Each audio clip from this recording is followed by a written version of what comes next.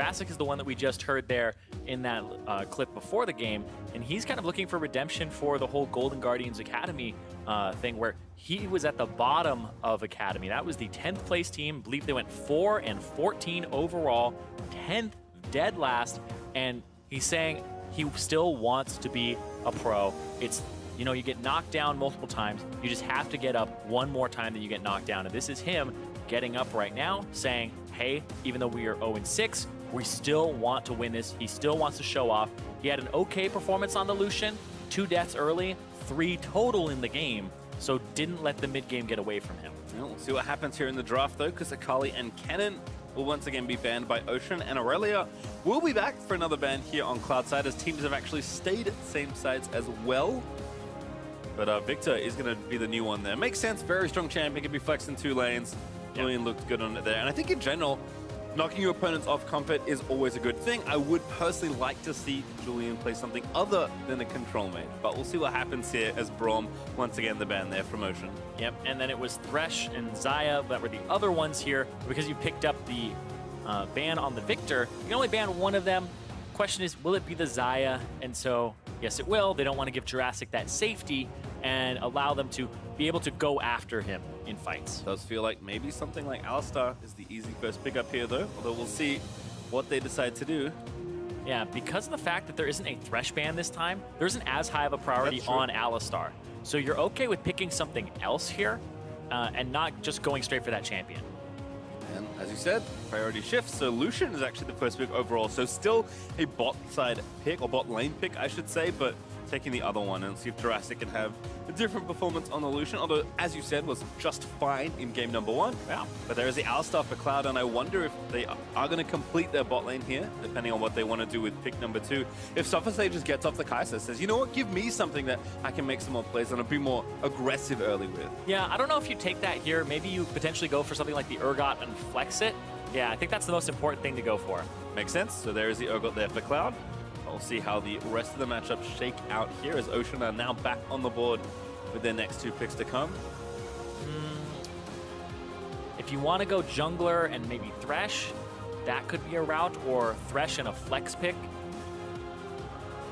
I think Thresh and a flex pick, maybe Aatrox if you want to put it top or mid. Yeah, so Aatrox is the one that jumps to mind as far as like, this is the other flex pick we've been seeing a lot of. We saw a ton of it with Aatrox Urgot at Worlds, and I feel like those 2 champions have only developed since that time. Victor, of course, is added to that list, but he is banned in this game. Yeah, I just don't know how much these 2 guys are actually like Aatrox players is the thing.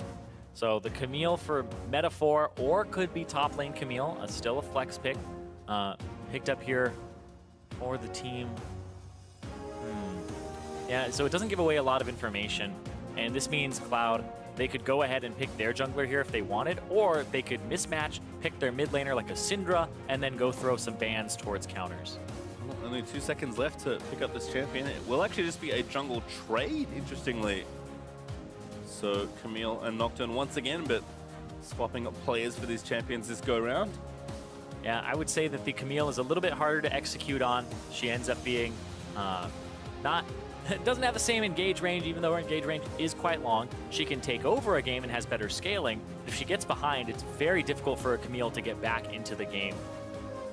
Feels like the risk is higher, but the reward may be much higher there as well, as Galio actually going to get banned away. So breaking up Camille Galio, Julian has also played a lot of Galio in his career, so we'll just take that one away. And there's a Sivir ban, taking some ADs away from Sophisei.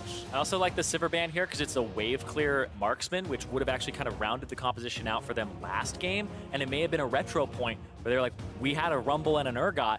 We needed something else there. And the Kai'Sa wasn't doing it for them. So I like the fact that the Sivir ban pops up here from Ocean. And there's Syndra, another mid laner taken away. Probably means that they're going to pick their mid laner last here on the side of Cloud. They don't want you to be able to counter with a Syndra, or I guess blind pick a Syndra here and feel good into almost all matchups, or then have the Galio with your Camille like you had said earlier, Pastry. So It just seems like they're probably going to pick their marksman here. Varus jumps to mind. I believe there's also Kai'Sa still available. Yeah. Interesting to see Ezreal taken away. Kind of the safer marksmen there in the bot lane have kind of been moved off the board. It does mean Kai'Sa though still up, and Sophisei says, you know what, last game, Just an oopsie here and there. Comfortable on the champion, will take it once again. Yep, Kaisa, no problems with that, but also better alongside the Alistar because you'll apply 2 points of Plasma with the Headbutt and the Pulverize and start your combos off right. And Echo, actually, pretty good pick. You can actually flex it top or mid if you want to. Certainly can. But Okay, well, still a flex pick. Lissandra there. yep, flexible while you think a little bit more. Yeah, again, you know what? Maybe that's just a good panic pick, you know? Just pick a flex pick. We'll figure it out. Give me 20 more seconds. Yeah, I mean, sometimes that's what it comes down to, and you have to figure out who wants this, what's a better pick here as you discuss. And double flex pick, Ooh.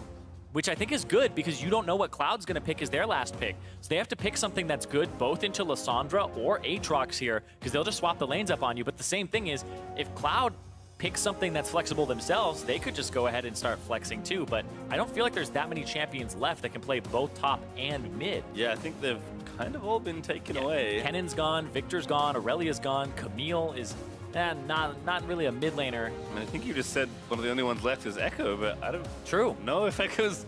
I mean, he's fine. He's not good until... All right, oh, there's the other one. we didn't consider the obvious one. The one from last game.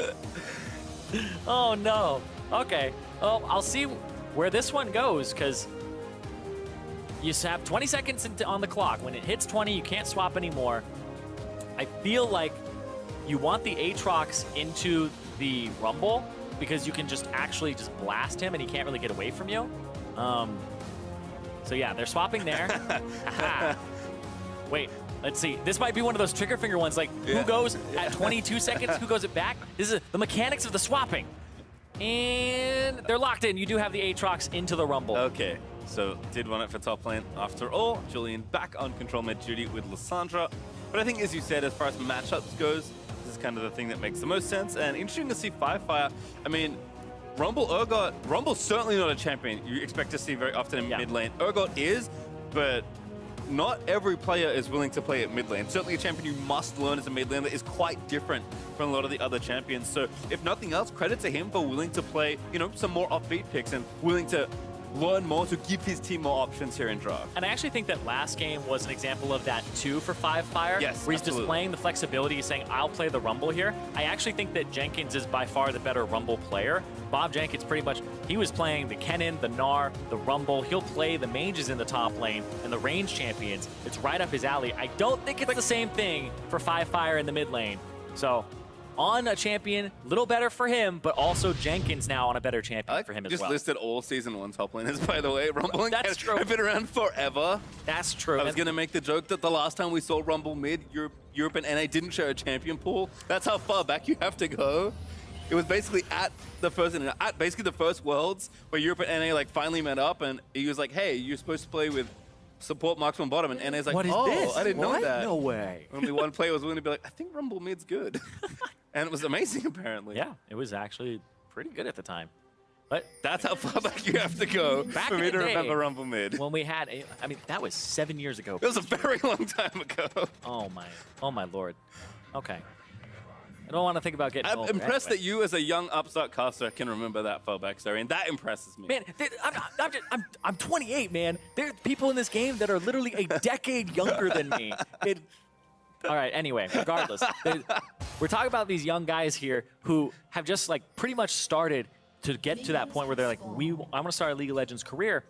Some of them are coming right out of high school. Some of them, even like Unobese Panda, he was like, I need to finish college and then come in and, you know, try to give it his all. It's one of those things where if you don't try it and you're really good at it, you'll regret it. So I feel like this is where he's saying, I need to throw down and show what I'm made of. And after that game where he just went 0-7 up against Metaphor, he's going to have a much better performance here on this Nocturne, which is not a level 2 ganking champion. So he's going to have to route and hope that Metaphor doesn't go for some clever pathing here and catch him off guard. Yeah, still his champion as well, so always fun to see reverse matchups getting played, especially right after Watch the the other. Camille. Up, has the sweeper coming down the bot lane. I've seen this a few times. Maybe just checking for some crab protection. Nope, this is a full-on gank. And there's the all clear. And you know, so they just play it safe, play back.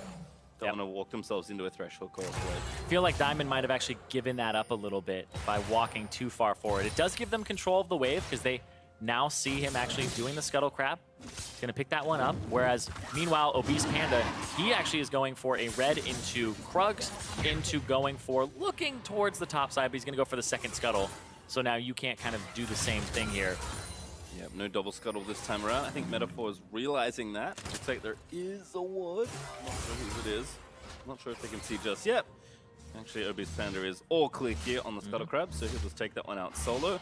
But Metaphor at least realizing enough to go invade and take down some jungle instead, as the first hook from Diamond will just miss. Yep. Goes for the hook right before they hit level 2. And Sophus Sage actually zoned away from the experience a bit. You can see just that difference in the matchup there. And we have this large CS advantage for the Lucian for Jurassic, who I don't expect them to get as aggressive as they did last game, where they went aggressive, they blew all 4 summoner spells, and then it just blew up in their face when they got visited by an Obese Panda or later. That's a nice hook there from Diamond. Double play as well. Aftershock procs, Winter counters with a Pulverize. To come out pretty much on top of the trade until that happened. Throughout the W, though, got a little bit of a counter, and now here comes Metaphor. Actually going for a tower dive here, level 3. Super Sage already getting down. There's the Ignite looking good. Hookshot's going to miss. Sage is dead, though. Jurassic able to grab the first blood. And now TP's down. They're going to dive in with the Aatrox. He's already taken up the turret. He gets the kill as well. That was really well done there from the side of Ocean. They just had a really great coordinated dive on the bottom side there. That started off with, they got that hook, they got that chip damage. The minion wave is underneath the turret, and you can even see just the difference in CS is massive right now between Jurassic and Sophus Sage. This is what they're trying to go for when you have this Lucian matchup. You need to kill him early. That's exactly what they're able to accomplish here. Yep, looks like even another wave going to get denied here, so we'll watch this dive once more. Yeah, and watch for the turret aggro here. Walks up, doesn't get the aggro yet. The Ignite comes down so that Diamond gets it first, and then they get out of range, burning the flashes. And I like how Metaphor hook shot to the wall, knew he was going to panic and couldn't just stand there, and waited for the flash. So Metaphor still has his own, so he can go for a hook shot, flash, repeat gank, or go to a different lane. See what happens here, but again, TP quickly in there from the top laner. Doesn't even give up that much, as goes back in as even the CS here. Looks like both Firefire and Jenkins couldn't find a TP angle they liked. So despite a lot of global pressure, Ocean commit very hard to a dive, and it works out well. Yeah, and it's exactly what you need when you have that Camille. We're talking about how an Obese Panda didn't have a really good game last game, but it's the difference where the Camille's level 2 and 3 is so potent compared to the Nocturne, who wants to farm for level 6. So an Obese Panda, a kind of quiet early game is better for the Nocturne, but the Camille, he's already making noise. Ooh, Winsett trying to block the Lantern, but not able to quite get there. So a little late back to lane here for Diamond, who I think was off warding. It's going to mean Jurassic fell, kind of even the CS back up a bit. Yeah, and the funny thing about Diamond on this Thresh, it just gives me kind of flashbacks to multiple years ago, even like 2014, 2015, when he was playing for TSM Darkness, and the Challenger Series was, I remember there were a whole bunch of just Thresh one-trick supports coming up. That was the age of like Ramelia coming up, Tsutsuro, that was Sheep, that was Bunny Fufu, right? All these guys, and then there was like Diamond in there as well. I think it was Cabigon at the time, who was constantly playing this Thresh, and it was like, who can out-Thresh the other person? Yeah. Who gets it this time, right? I think Hakuo also a little bit after that too. Yep. Just a lot of Thresh supports, and now he's back on this champion here. I believe, one of his favorite champions from years ago. If you ever played Thresh when Thresh came out, Thresh is one of your favorite champions. Oh, that's absolutely. kind of how it works. Yeah, but you had to be a good Thresh player too, and it's not just one that's good at hooking. You have to be able to, know your position. Where are you in a Lantern position? Are you in a hook position? If you're in a flay position, and when to be in each one, because by the time you need to be in a Lantern position, you needed to have thought you would have been in it. You needed to think that you were going to have to be in it, because otherwise, if you're going for that play and walking forward, you're of no use in terms of Lantern escape position. Well, this play again, basically a repeat, as Julian also roaming down with level 6. Metaphor commits for the flash. Julian in onto Diamond. There's the ulti down. That's Winter dead with no ult. Easy pick up there, as Diamond actually collects the last hit. They also grab the turret.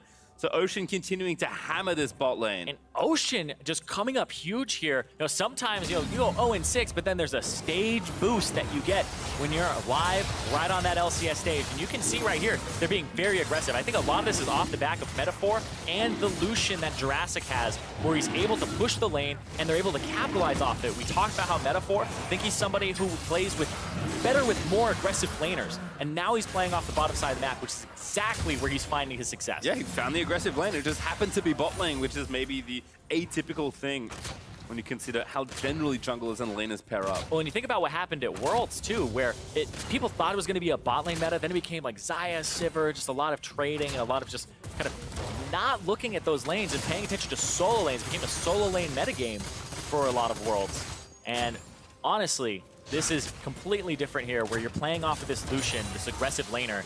It's a bit of a, I would say, a departure from what we were seeing just a month ago. Certainly departure from what Ocean have been playing earlier in the week as well. Oh, that was so sick! Firefire finds Metaphor, pops off as well. That's got to be the worst feeling in the world. Guy doing your Raptors. Call me Ishmael. That was amazing. Oh, man. He just sees him from so far away. I love that. That was great. People don't appreciate just how long-range Urgot's ulti is. Because usually you just get him in melee range, right? Yeah. And everyone piles in and they get executed, and that's how it works out. But what a snipe there from Firefire. Looks like we have a rotation as well. Ocean are going to move their dual lane up to the top lane, but Cloud matching. It's a 4v2 right now here in the top lane. That is probably my favorite ultimate Urgot kill that I have ever seen. And it's so good, we're going to watch it again. It's because he just has a ward over there, and he's doing the Raptors. Man the harpoons! Pulls them in, grinds them up, taunts them down. Oh, let's go. Notice the damage there as well. Like, level 1 Urgot especially, the execute range is pretty low. Yeah. So clearly knew that Metaphor was going to die. Yeah. Makes it look real good on the back. I believe it's always 25%, but hold on. Metaphor are not there. Uh-oh, that's going to be a kill here. Diamond dead to Sopha's Sage. As, again, Nocturne able to turn his ulti on and find a kill. Roaming to the mid-section, though. Dueling with the ulti. There's some knock up there from Aatrox, and it should be a relatively straightforward chase. Chains do not latch, so Firefire will get away. Yep, Firefire gets away, and he's going to stay here, even though Metaphor is not near him, to go for a gank and try to get a kill on top of it. So Beast Panda went ulti for the top side, blew that, and there's just pretty much people blowing ultis left and right. The pressure and the focus is pretty much all over the place. And that's interesting because normally teams have one unified goal, but it just seems like multiple points at the same time. It's almost like 2-on-2s, 3-on-3s happening, or 2-on-3s happening and 1-on-2s, where people have to just react accordingly constantly. So I'm surprised the game is not bloodier than it is with only 5 kills, but that's because people are just getting away from a lot of these. We'll see Ocean, see if they can keep pressing their advantage. Almost up 2,000 gold, actually. And the Infernal on top of it. First turret helping out.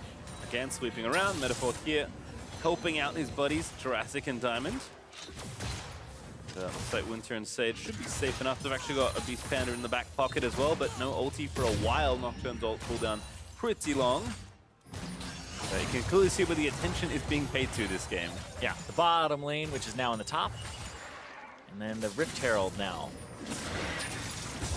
So it's an objective to pick up, the neutral objective here. And you can see Firefire rotating over.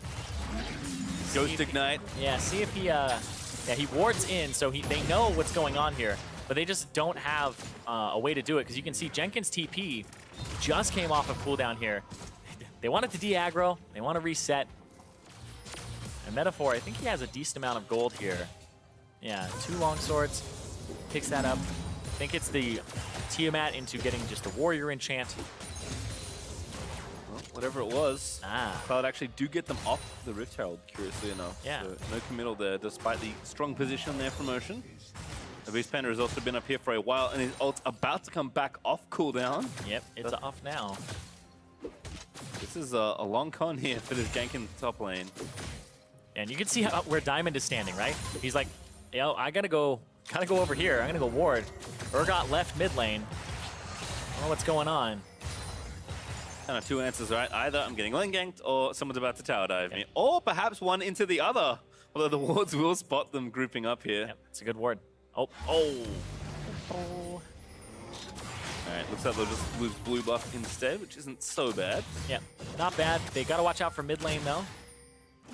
I'm going to go clear this out, prepare this area with the Scuttle Crab, and as well as getting rid of some of those wards. Remember, it's a long lane, bottom lane with that turret down, so this gives a lot of room for the Aatrox to push, and this puts pressure on Firefire. We've seen it already where all he has to do, Aetheris has to push and then go mid over and over again. And in case people don't know, Aetheris, if you've been watching League of Legends for a while now, Since Rumble was mid, season one. Pretty much. Formerly went by the name of Flares, played for Enemy, played for Sin in the OPL. So he does have LCS experience. I believe he's the only person in Scouting Grounds that is correct, who has LCS experience. And he's that top laner who a lot of people were saying, like, you know, they don't need to pick him up early in the draft because he's a known quantity. People say they know his level, and that kind of old dogs can't learn new tricks. And that's why people like Fake God went first, because people don't know how good they are. And I feel like a lot of people think it's easier to just work with somebody new than it is to break people of old habits or bad habits that they've had formulated over many years. But again, this event is really about showcasing these players that are looking to either push themselves back or for the first time into the higher echelons of competitive play, and looking good here, you know, having a good week, talking to your coaches, the teammates that at least you have for a week.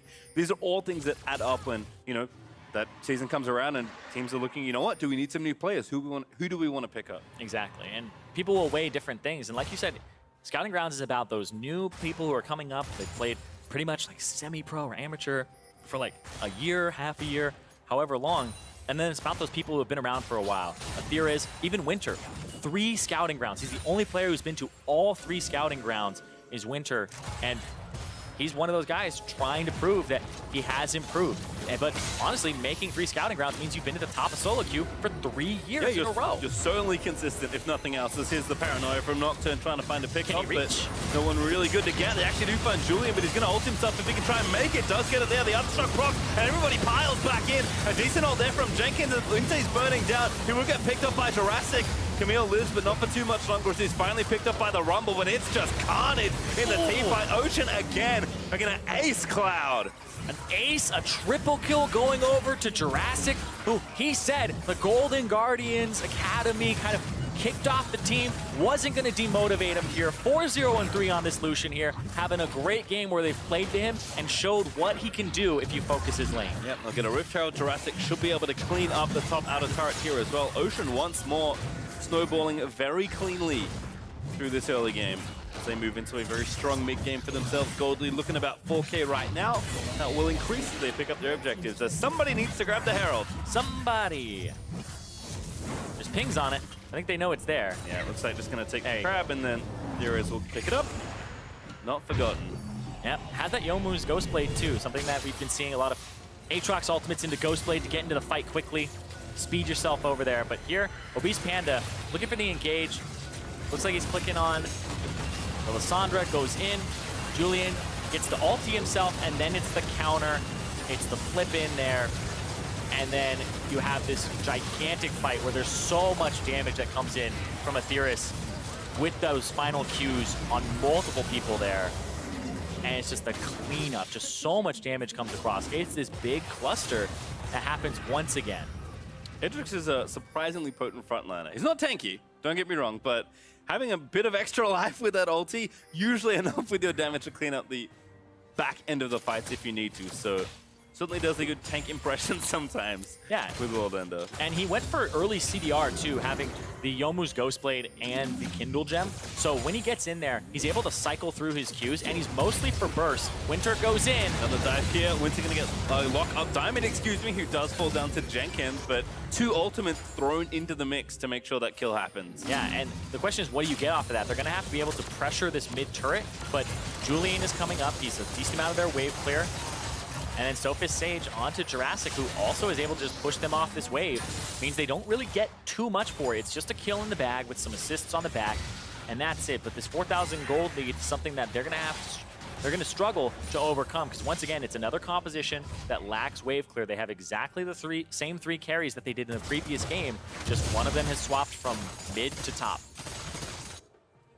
See Ocean again grouping back up. Looks like Julian is going to swap more permanently here to the bot side of the map. There is still the mid outer turret for Ocean to take, and they do have the Rift Herald. It is, however, on their top laner, which isn't usually the slot it occupies. Yeah, but he's been able to just push these waves out, and there hasn't been much that Jenkins or Firefire can say about it. I think Firefire will stand a little bit of a better chance against him as opposed to the Rumble that's been struggling. We've even seen the Rumble has gone for Ninja Tabai here because there's just so much armor that he needs to build up because it's a 3 armor, 3 physical damage threat composition here. And a lot of people don't consider Lissandra to be very high in terms of damage. She can deal a lot. She's a lot of CC, but a lot of people don't really respect it too much. At Firefire. Yeah, 2v2 here. Firefire locked up by Metaphor. Was baited to try and stop Shelly, but Shelly on a rampage takes down that first turret in mid. Now going to look for the tier 2. Ocean might even commit to some sort of dive here, but can't quite get positioned for turret damage. Instead, they'll transition down to the bottom half of the map and attack this tier 2 instead. Whoa, all right, just putting down wards. So that's an aggressive play there from Atheris. Even though Firefire is down and he knows that it's a 4v5, you'd have to worry about something like a Nocturne ultimate coming down. And I feel like he trusts the mobility of the Aatrox with the E. See, Jenkins also commits the ulti. That's the best wave clear on the Cloud Drake side, but unfortunately is not available most of the time. Yeah, it means the fallback pattern for this composition is just almost non-existent. You have to wait for a Kai'Sa to scale, but the way you get to scale is delaying with wave clear, and I feel like that's just not something this composition has. So it's funny because we're at Scouting Grounds and it's supposed to be focused on the players, but I think this composition is just one that does lack a way to get back into the game, especially versus Ocean, where Julian, I think he's been really kind of the, I want to say the catalyst for being somebody who can get them back into the game if they need to, just like in the last game with the Victor, or keep them in the game with his wave clear and control mages. So he hasn't had to show anything really like outside of his wheelhouse, because his wheelhouse is actually perfect for what they want to accomplish. Yeah, it's, again, not too surprising to me that Ocean, kind of on the final day, feel like they've put the pieces together for a team that may have been tricky to figure out what to do when you have more passive solo laners and a very aggressive jungler. Yeah, I completely agree, because Metaphor, 100% KP right now, same as Diamond, who they're number 1 right now, tied for it, but it's just he's been doing so much work here on this Camille. He played it correctly during the early parts, almost got a gank off bottom, which gave them pressure, went around, and then he just was able to get the blue and go straight for a dive, level 3, level 4, and the team came together as a team, because you want to look good as an individual, but a lot of the times in professional play, you'll look good as an individual when your focus is on how the team is going to operate, not just yourself. This is the thing that I know matters a lot to players that are watching, these players that we can't hear. That's, how are you communicating in the game? For a lot of these players, you heard it from Auto on the desk. It's just kind of like playing solo queue, but you can talk to each other, right? Which is not really a big step. You have a lot to learn when you start playing more as a team, more at these higher levels about how, to play the map and talk to each other. It's communication so important.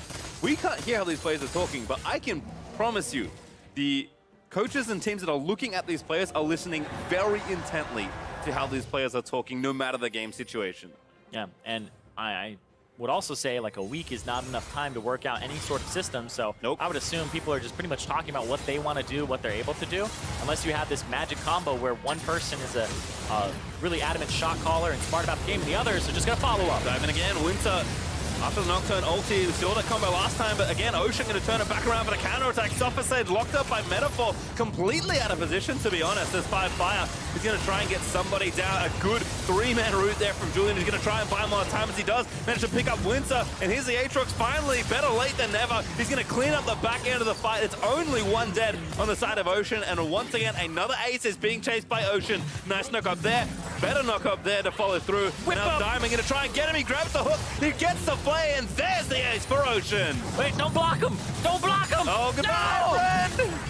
Oh, Diamond goes down, but a true support to the end. Yeah, they got the turret on top of that too, but that is once again another ace there for Ocean. 8,000 gold lead for him. This team came out 0-6, Cloud 3-3. Cloud brought down Team Mountain yesterday, which was a completely unexpected upset, and one of the teams that people were considering one of the best that came out of Scouting Grounds. But Ocean here, a team at the very bottom, coming up huge here.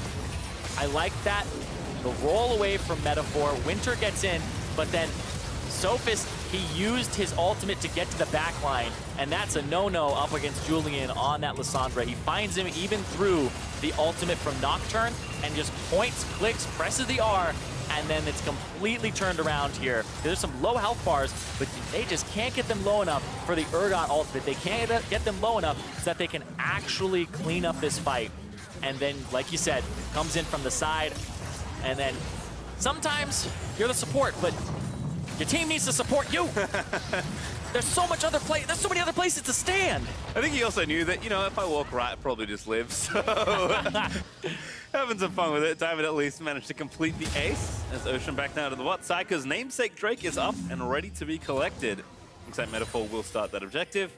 Inhibitor still stands in the top half as well, so Clark can hold on to that. But Ocean have built almost 8,000 gold ahead at this stage of the game. Yeah, they're doing quite a good job here today. And it's going to be so hard for Cloud to get back in. Jenkins doesn't have wave clear. You see him kind of throwing down the ultimate, which gives them large windows where they can't really fight objectives.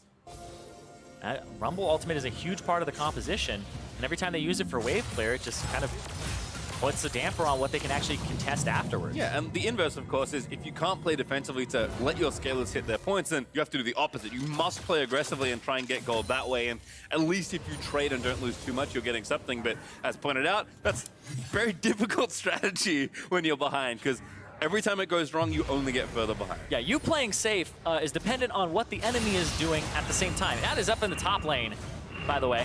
There it is. Julian in a 1v2. Oh, about to be 1v3. My friend just gets shot down there by Fire. So again, good gold to collect. Yep, picks him up and... Oh. Metaphor again, finds the ulti. They're leaving him. Atro's going to try and cut the rest of them off. Yep, that's one dead. They're going to try and grab more here. Winter going to get played back around. The Beast Panda should live, but Zoffa Sage can't get in there. He's going to leave Winter out to dry. The Jurassic picks up a double kill, and this inhibitor will likely be forfeit as well. Yep, that inhibitor, but that's 2 people dead as well on the side of Cloud. I don't know if they'll push. I think they're going to back up, potentially look at picking up the red on the way out if they saw it, and then they might go for that that Baron on top of it. I wonder, because Julian does have teleport, but it does look like a recall is coming in here for Jurassic. Yep, they've got the gold. They need to go back, reset, and spend. They did get the Ocean as well. It's actually, they were walking from the Dragon Pit back up to the top lane to complete that little sequence. Panda is trying to get some vision back down on the bot side of the map, but Cloud have so little room to work with. Again, when the map's open, Nocturne's so happy because you can just pick off side laners. Julian gave them one opening in the long lane in top, but not going to get too many more. It's an opening, but like, is it really an opening? That's the question that I'd like to ask, because this is something that happens in chess all the time. You're like, ha, I got your bishop, but oh, you lost a bishop and a knight in return. It's like, it's not worth it because you shouldn't have gone for that play in the first place. They shouldn't have had to dedicate 3 people to go that far and kill him. Sure, you got the piece, but you're gonna lose way more for that because you went for it. And that's exactly what happened here, is they're now out of position. They didn't have the rotational advantage, and you can see that Sophis, Sage, and Jenkins, it takes them so long to even get towards that area that they have almost nothing to do with that fight. Yep, not a good traded material at all for Cloud. Julian going in, Proto Belt. Oh, good kick out there from Winter with a headbutt. And there's a Nocturne off defensively, but it does save them as they will back away towards the mid-tier 2. Drops the Ethereus is getting aggressive, but you can afford it when you're 4-0-5. Yep. And your champion doesn't die when you hit ulti. Had the same thing in the last game with the Dr. Mundo. Playing some champions that he can go ahead and run around on and feel okay. And well, Diamond's over there. Everyone's going over. Apparently not interested in the Baron at all. Yeah, nobody interested in his lantern either. It was like, throws a lantern back after flashing. Everybody just used their own move block to get over. Right now, they just need to wait for the top wave to crash in. So what's happening is Jurassic controls mid wave. Top wave is just going to have super minions and crash in. You can see Jenkins has to take care of it. And Sophis Sage getting 1v1 here by Jurassic. And Obese Panda does not have that ultimate from before when he used it defensively. Yep, and again, they're trying to get in and get something done. Julian over the wall, but Fire also not going to get cut off here by Jurassic, who dashes forward. He's going to try and pick up the kill here. Heal gets burnt, but Ethereus over the top, forces the flash from Sophis Sage, a trade that's likely worth it.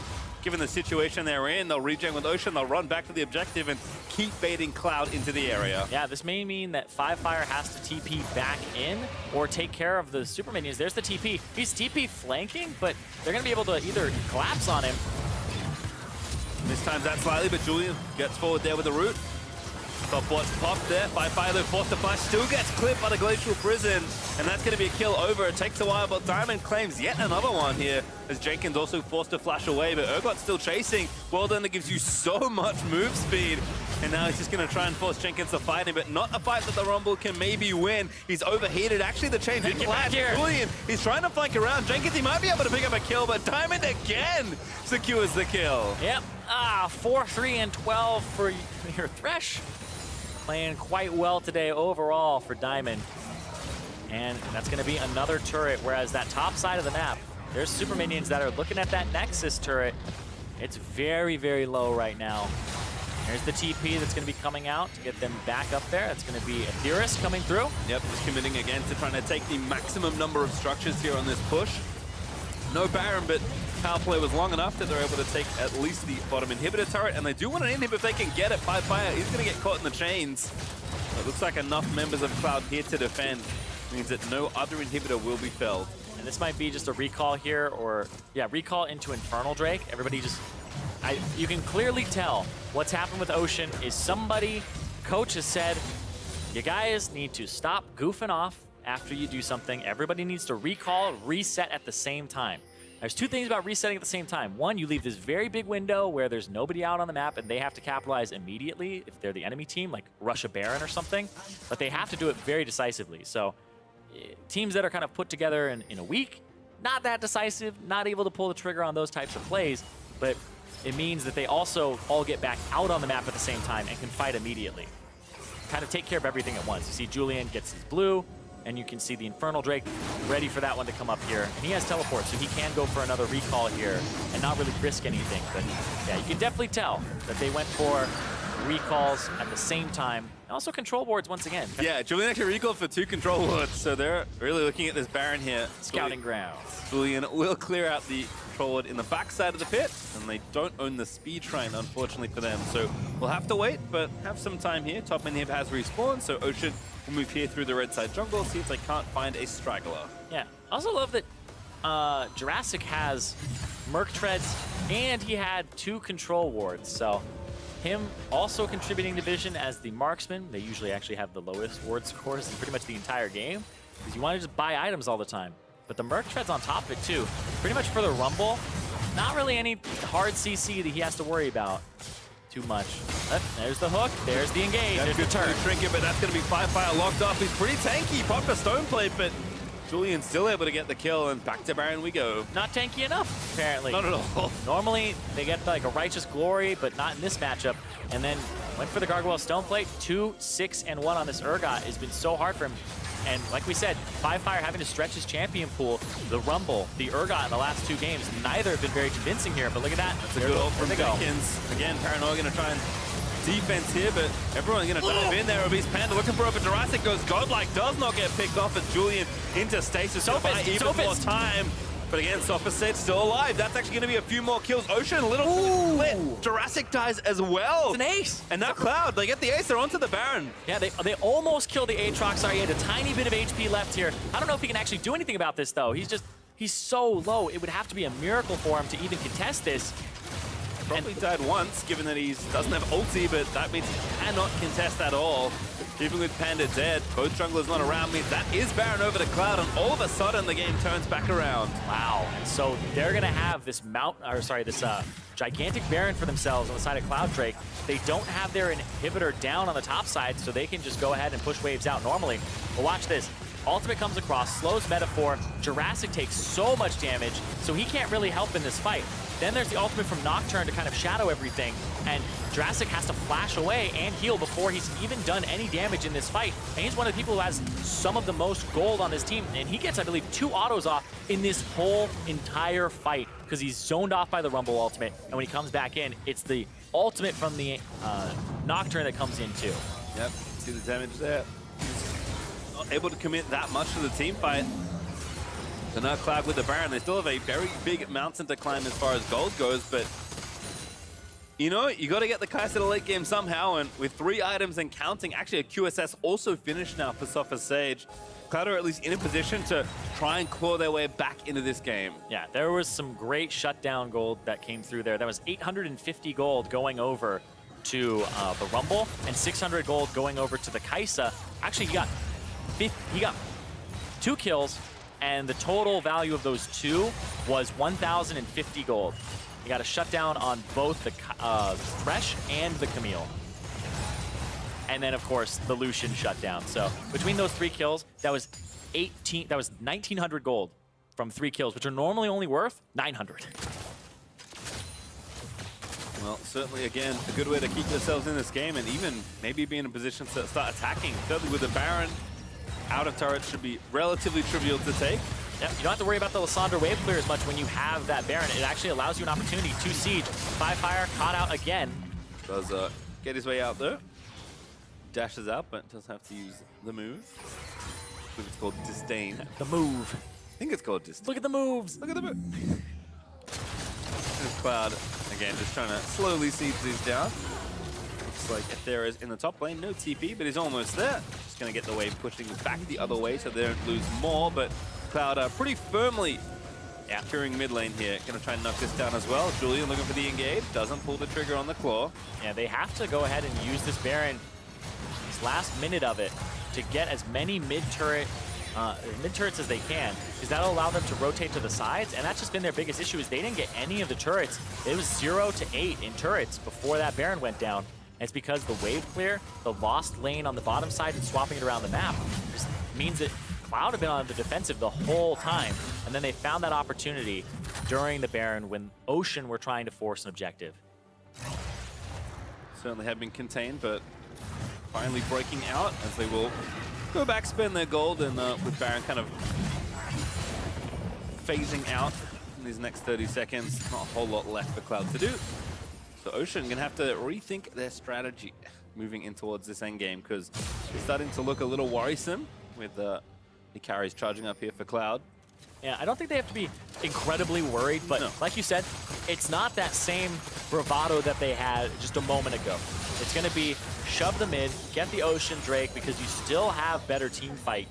Go towards the top side afterwards, but right now it looks like Cloud are going to say, let's go for that top push. They don't need that top turret, and they're moving Jenkins over, because they have Baron control. They just don't have Ocean control. Drake control, and there's 2 open inhibitors actually. So yeah, go to the bottom side here. Thought it would be top, but this makes way more sense because Ocean Drake is up. Oh, good hook. Fi gonna take some poke, pop the stone plate, but he's already at 50% HP. Again, another pretty defensive Nocturne ulti, the Redemption down, gives him a lot of extra health as Winter will fall. Jurassic, he needs to stay alive, but somebody got put into Fear Beyond Death. Now going to resurrect. I believe it was the Aatrox that might have got popped. No, never mind. He's up the top there killing Sopha Sage. So that was not the one who got taken. But they do live through. The Ogodot does not claim a kill, and now Ocean moving in for the victory here. Yeah, he was able to get Metaphor, who had the GA, and then doesn't matter. But look at this last-ditch effort. Yeah, we're trying to defend, but it's not enough. Ocean just realized we need to group push and end the game. There's the ace. There's the Nexus going down, and Ocean will find redemption on the final day. 2-0 to claim third here at Scouting Grounds. And that just has to be a huge sigh of relief for these guys, because the 0-6 look like a gigantic blemish on a lot of these guys' kind of records coming in here, where we're talking about Metaphor, a lot of hype around him, comes in, delivers in these final 2 games, able to play off the bottom lane with Jurassic and Diamond, and they're able to find their win here.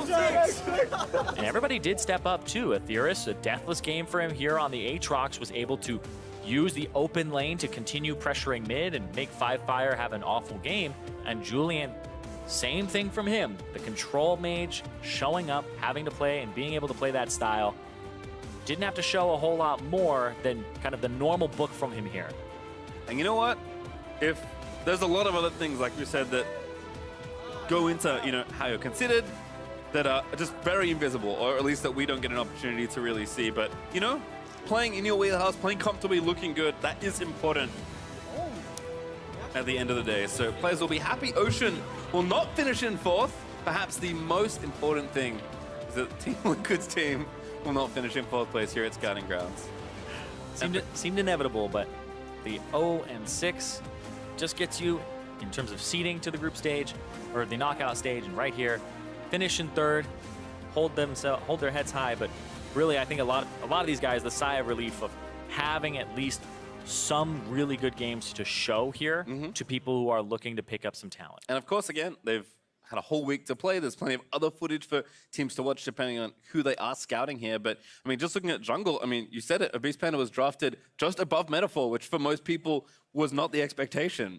Yeah. I think Metaphor this game is like, hey, I'm the better jungler. Watch this tape. Yeah, and people were saying that Metaphor was getting a bit out-jungled. And when I watched the games, I wasn't exactly what I thought was happening. I thought that he didn't have the same pressure from either solo laner, and he seems like somebody who likes to play off of those types of lanes very early, but he showed the flexibility being able to play off of bottom side and to play an early jungler and swap the matchup too, because they picked the Camille when Nocturne was still up, said they would rather have this jungler, even though he had a great Nocturne game before.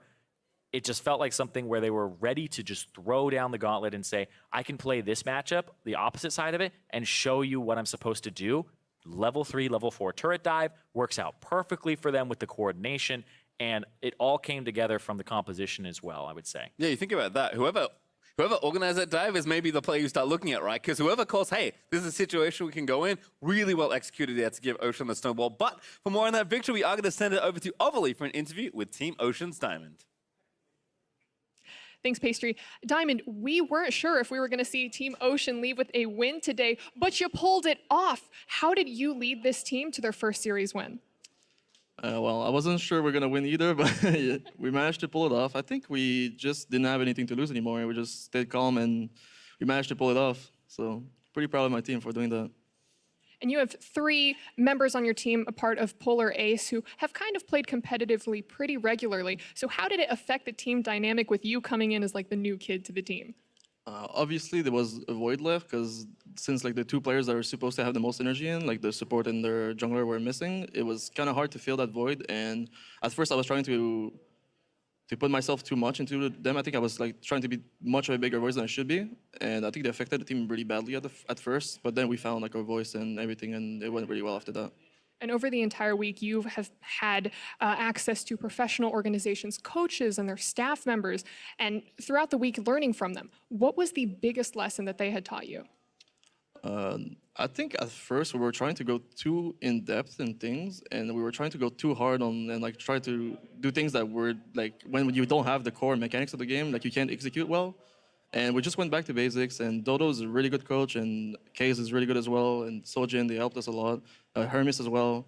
They all helped us a lot. And I'm sorry if I forgot anyone, but they're really good help, and they made us really become something when at the beginning we were just not good at all.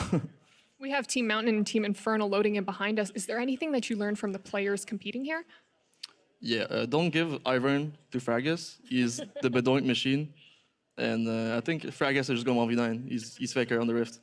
And last question for you. What are your hopes for your competitive career next year? Well, I hope teams look at me and think that I'm a well-rounded player and that I can show up, and I hope they give me a try. So. Well, fingers crossed to see you play next year. Thank you again. That's it for us here. Back to the desk. Yeah. Thank you very much, Avali, and thank you, fellow David, who is Diamond, by the way. So yeah, I mean, definitely a surprising result here, Team Ocean 2-0. They had only won 3 individual games coming into this one, and they beat a team that 2-0'd in matches. So that was pretty impressive. I think this team had a lot of skill, and a lot of their solo laners were players who had high highs and low lows, and I think you kind of heard Diamond saying that they felt pressure, and like today they felt like they had nothing to lose, so to speak, and so that might have helped alleviate some of the stress that some of these guys were having, because they really stepped up the solo laners as well as the bot lane. Yeah, I mean, I'm just happy they end up on a win. I mean, CLG's coaching these guys for Team Ocean. They went 0-6, but at least they end scouting rounds on like a high note. I think also for this game, they looked like a lot cleaner. I remember I was walking in, I was watching some of their scrims, like, I think it's just like, yeah, nothing to lose. Like your mindset when you have like nothing to lose and you're on stage, like you just let loose, you just do plays. It's a lot more fun like that. Yep, and overall, of course, we see the comps down at the bottom of the screen where you've got the Lucian coming back in for some lane aggression. This time around, actually, they win lane by a lot. Diamond on Thresh instead of the Alistar was the big change there. And I mean, they really destroyed bot lane. Yeah, it was like, it was split map. I think also Metaphor is a good contributor. Like he dove bottom and stuff. Like, I think the way they play around this bot lane compared to last game is like, wow, it's like really good improvement. Yeah, I think the overall bot lane situation was the same, but they picked a lot more active top side of the map so they can make more aggressive plays. It's not to say it was all nice, perfect though. because the enemy did answer back. Nice snipe over the wall by 5. Oh, that's tilting. But this is after the bot lane had already gotten completely steamrolled, and that was mostly because they played around it correctly. And this time, instead of a Victor and a Mundo, now you have an Aatrox and Lissandra who can actually follow up on plays well. So they're a lot stronger in the early game when these 5v5s break out. I think this fight in specific, like Lissandra buys so much time. I think this fight, they just had a better collapse, and they just played the team fight better overall. Yeah, you blow out a CCN Aftershock list who, hits W, stays invincible, Yeah. hits ult, stays invincible, comes back out, and by that point the team's re-engaged and Rumble ult's timed out. So that was definitely really nice. And yeah, unfortunately for Cloud, they just couldn't find great engagement. This Flay, by the way, watch Kai'Sa, flayed. I don't know if that was on purpose, but like Flay is instant cast and he's on land, so like theoretically, like there is a way he like read that, but either way, actually the sickest play I've seen in forever. And this another good play by Julian on Lissandra, going in and distracting the 3 backline members instead of allowing them to continue to chase onto the Lucian, buys a lot of space, and eventually the Aatrox will be able to collapse as well, turn that one around.